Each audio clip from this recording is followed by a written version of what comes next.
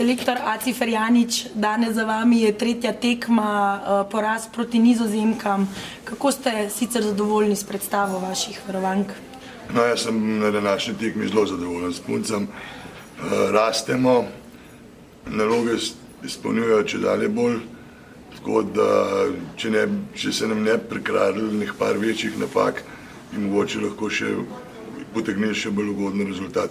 Čeprav je že ta rezultat glede na potek igre, na razliko ne v samo kakovosti, ampak v moči in hitrosti med Nizozemsko in našo ekipo tako velika, res rezultat smo potegnili zelo dober. Jutri vas čaka nova tekma, tokrat Velika Britanija.